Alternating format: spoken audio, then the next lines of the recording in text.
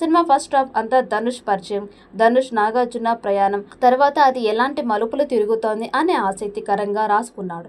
ధనుష్ ముంబై రావడం, తర్వాత చావు నుంచి తప్పించుకొని 10,000 కోట్ల బినామీగా మారి తన వెంట పడుతున్న వారి నుంచి ఎలా తప్పించుకుంటూ ప్రాణాలు కాపాడుకున్నాడు అనేది ఆసక్తికరంగా ఉంటుంది.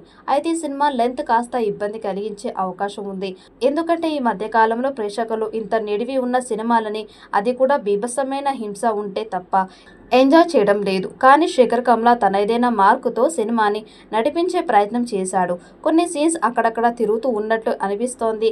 అలాగే సినిమాని లైటర్ వేలో నడిపించిన ఇంత నిడివి రావడం కాస్త ఇబ్బందికరం అంశమే. బిచ్చగాళ్ళు బినామీలుగా మార్చుకొని 1,00,000 కోట్ల ట్రాన్సాక్షన్స్ చేయడానికి సిద్ధమైన ఒక కార్పొరేటర్ యజమాని చివరికి బిచ్చగాడు చేతిలో ఎలా హతమయ్యాడు అనేది సింపుల్ లైన్. దానికి బిచ్చగాళ్ల కష్టాలు, కార్పొరేట్ బలుపు, మనీ, హవాలా, మాఫియా ఇలా రకరకాల లేయర్స్తో కథ నడిపించాడు. అయితే శేఖర్ కమ్లాకి ఒక రకంగా ఇది కొత్త జానర్. గతంలో నయనతారతో ఒక సినిమా చేసిన ఇది మాత్రం ఒక రకంగా స్పెషల్ అని చెప్పాలి. 2 భాషలకి చెందిన ఇద్దరు సూపర్ స్టార్లని పెట్టుకొని కథ నడిపించిన తీరు ఆసక్తికరం.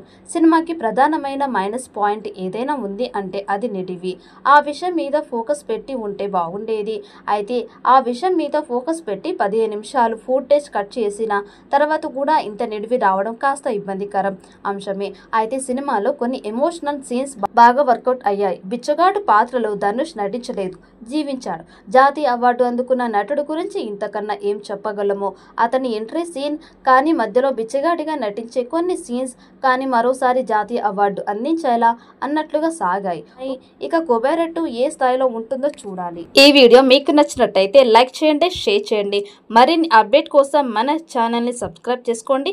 ఈ వీడియోపై మీ అభిప్రాయాన్ని కామెంట్ బాక్స్లో కామెంట్ చేయండి. నోటిఫికేషన్ కోసం పక్కనే ఉన్న గంట సింబల్ని గట్టిగా నొక్కండి.